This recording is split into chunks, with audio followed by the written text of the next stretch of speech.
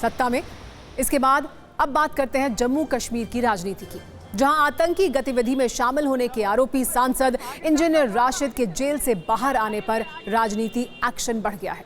कल ही दिल्ली के Patiala house court ने इंजीनियर राशिद को 2 अक्टूबर तक की अंतरिम जमानत दी है, जिसके बाद जम्मू कश्मीर के कश्मीर वाले हिस्से में राजनीतिक तापमान तेजी से बढ़ा है। पीडीपी और नेशनल कॉन्फ्रेंस की राजनीतिक धड़कन भी तेज हुई है। दोनों दल इंजीनियर राशिद के जरिए बीजेपी पर फिक्सिंग का आरोप लगा रहे हैं। दावा किया जा रहा है कि इंजीनियर राशिद के जरिए चुनावी लाभ लेने की कोशिश है। कौन है इंजीनियर राशिद और जम्मू कश्मीर चुनाव से उनकी अंतरिम जमानत का क्या कनेक्शन है, इस पर हमने सत्ता की एक कुंजी तैयार की है।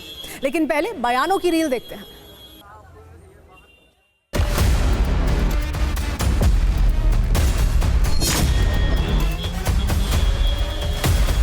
इंशाअल्लाह रिहा होने पर कश्मीर में एक सैलाब आएगा जो 1987 में आया था और इन जालिमों ने चोरी की थी। नेशनल कॉन्फ्रेंस ने इंशाअल्लाह इस बार जो 80% बाईकाट था वो सारा का सारा वोट डालेगा और वो इंजीनियर रशीद साहब को डालेगा।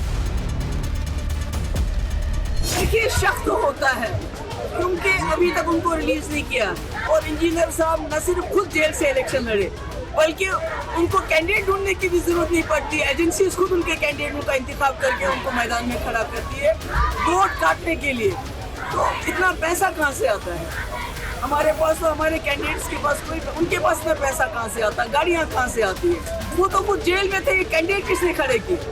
ये सोचने वाली बात है।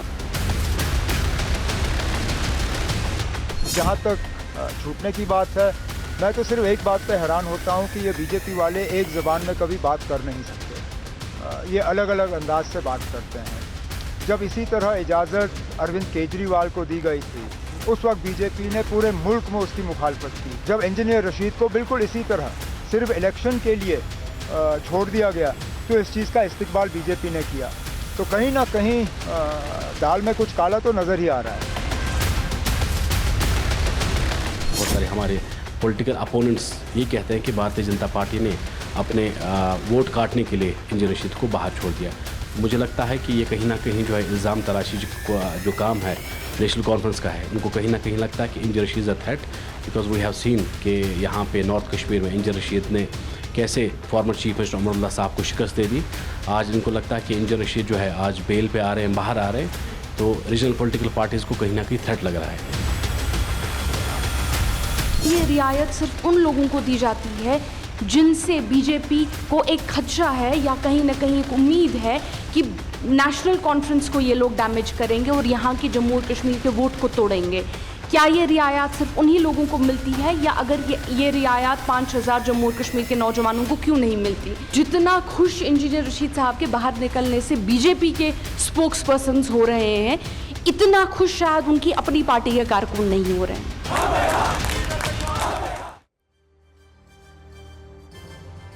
बयान सुन लिए आपने। अब समझिए कि इंजीनियर राशिद हैं कौन। इनकी दो पहचान है। एक पहचान नेता वाली है, दूसरी अलगाववाद और आतंकवाद को समर्थन देने वाले व्यक्ति की है। अब्दुल राशिद या इंजीनियर राशिद उत्तरी कश्मीर के लंगेट से 2 बार के पूर्व विधायक रहे। जम्मू कश्मीर में अवामी इत्तेहाद पार्टी की अगुवाई करते हैं। अफजल गुरु और दूसरे आतंकियों का खुलकर समर्थन करते रहे हैं। 2019 में आतंकियों को फंडिंग करने के मामले में उन्हें गिरफ्तार किया गया। यूएपीए के तहत 2019 से अब तक जेल में बंद थे। कल जमानत मिली। 2024 के चुनाव में राशिद ने उमर अब्दुल्ला को बारामूला में हराया था, वो भी जेल में रहते हुए। इंजीनियर राशिद की अलगाववाद वाली राजनीति की चमक में अफजल गुरु वाले एंगल का बड़ा रोल है। उन्होंने अपनी राजनीति की शुरुआत अफजल गुरु की फांसी के विरोध से की। तब जम्मू कश्मीर विधानसभा में इस फांसी को रोकने के लिए उन्होंने प्रस्ताव लाने और पास कराने की कोशिश की। तो अफजल की फांसी के विरोधी से राजनीति की मीनार खड़ी करने वाले इंजीनियर राशिद पर आरोप ये लगता है कि वो कश्मीरी वोटों को विभाजित करते हैं। ये आरोप तब और ज्यादा लगने लगा जब 2024 में उन्होंने उमर अब्दुल्ला को बारामूला से लोकसभा का चुनाव हरा दिया। हाल ही में पीडीपी अध्यक्ष महबूबा मुफ्ती ने भी ये कहकर राशिद की पार्टी पर सवाल उठाए थे कि पीडीपी जैसे संगठन वाली पार्टी के पास इतने पैसे नहीं हैं वो सभी जगह की उम्मीदवार उतार सके। लेकिन राशिद की पार्टी इतने उम्मीदवार कैसे उतार रही है? इसके पास इतना फंड कहां से आ रहा है?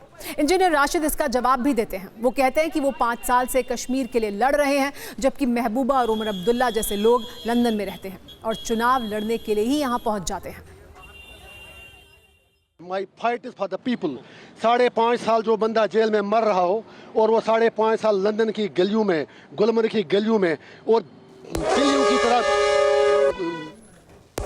ओहो, तो हूटर बच चुका है, यानी सत्ता में आज का टाइम खत्म हो गया है। कल शाम 7 बजे आपसे फिर मुलाकात होगी। तब तक सभी न्यूज़ मित्रों से हमारी गुजारिश है कि वो सत्ता की न्यूज़ रील्स को ज़्यादा से ज़्यादा शेयर करें और मुझे दें